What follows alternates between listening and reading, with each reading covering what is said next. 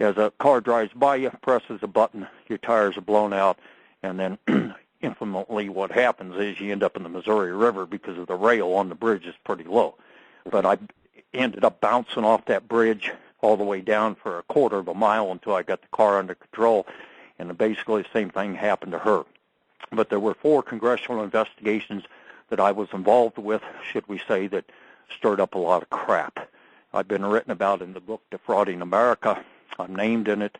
The Oklahoma City bombing, bushwhacked by Yuri DeBanco, etc. I've been around the board.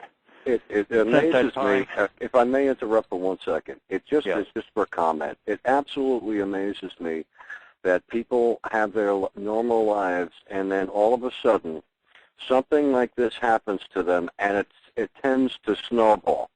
It just, things just start to happen in a progressive pattern. More and more corruption seems to be exposed as you're introduced to it. I've just noticed this as a whistleblower myself who's been involved in some horrible things. So I see what's happened with you is that once this gets involved in your life, well, I'm asking you this, if this gets involved in your life, it's very hard to not have it continue in your life. It's just, you find other people who become, entrapped by this corruption and they become targets.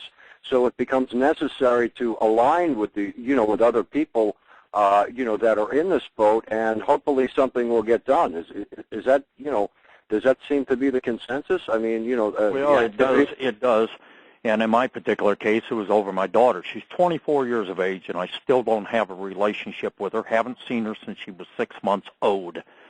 And it deals with not only that divorce in Texas, but in 1994, and I'll move forward with you here on what your statement was, yes. Pertaining to, you get encompassed in it, you can't get out of it, etc. Mine was the deal with my daughter, but I didn't even know about this until 4 years ago. They had divorced me it's 5, 6 years ago now. When she turned 18, by that time, I knew I could not see her probably until she was 18, because if I did, they would probably have me arrested, and I was being told so by friends. I had and still have somebody inside the FBI that told me, Stu, they'll arrest you. They got restraining orders against you. Wait until she's 18, etc., providing me with information. But when she turned 18, shortly after that, I was in Denver. I was warned by that FBI agent, Stu. I just checked on, because you asked that, I've been digging for you, and you can't get around your child. And I said, what do you mean? He says, they divorced you a second time in Denver, Colorado, that you're unaware of. I said, well, when did that happen? They said 1994. I said, 1994, 10 years later, they did a second divorce? He says, yes. So I get information about the case. They refused to give me information. They said the case is sealed. You agreed to have it sealed. I said, I didn't agree to anything. U.S. intelligence did me a favor because of what I'm involved with, the amount of exposure I've done, and providing to the French, what's called the French-American Alliance, the anti-terrorist task force group, part of the CIA and part of French intelligence. And it deals with, after the Patriot Act, this SOG group was created. I provided them with tons of information. Matter of fact, at one time, Tom Heneghan and I were actually the official spokespersons for that group, running a radio show of our own there for about a year. And this was about 4 years ago. This group was formed about 5.5 years ago, I believe it was. I provide them information. They're the ones that have basically put the Bushes in the hot box, continuously exposing them, continuously scandalizing them. That is, bringing out the information on them, but yet there's no prosecution because they've controlled the Justice Department.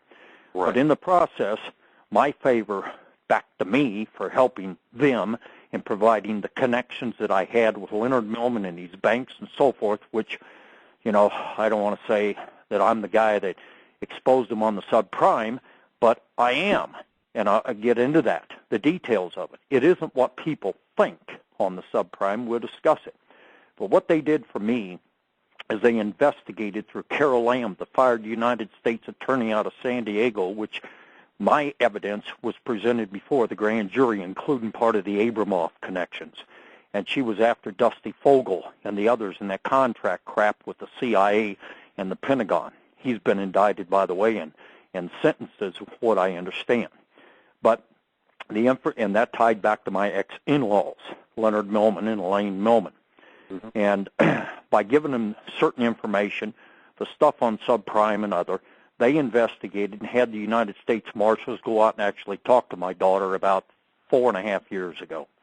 And they talked to my ex-wife, and they talked to my ex-mother-in-law because my ex-father-in-law just died a few months before that. They investigated it, and Carol Lamb actually charged them with kidnapping from 19 years or almost 20 years prior. They charged them with kidnapping and bribing two judges, obstruction of justice, forgery, perjury, and other charges were brought.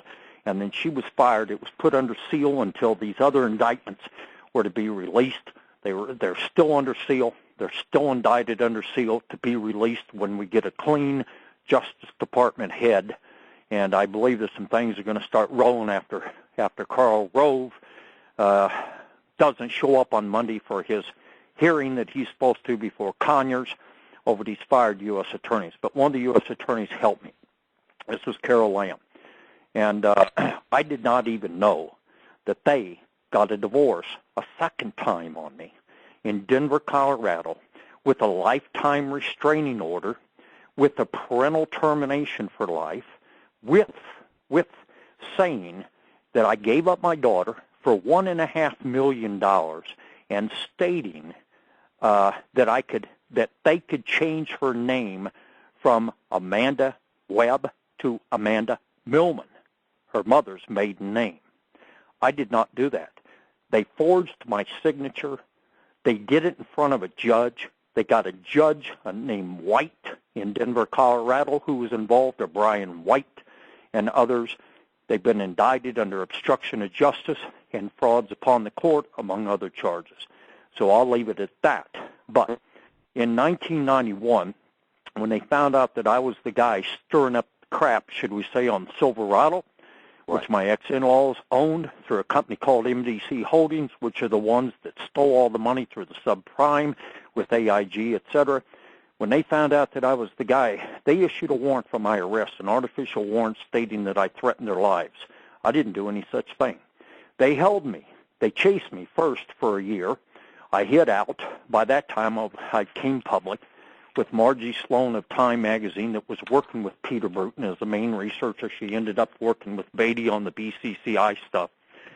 She did several radio shows with me, with scheduled radio shows. I was hiding from the FBI in Houston, Texas.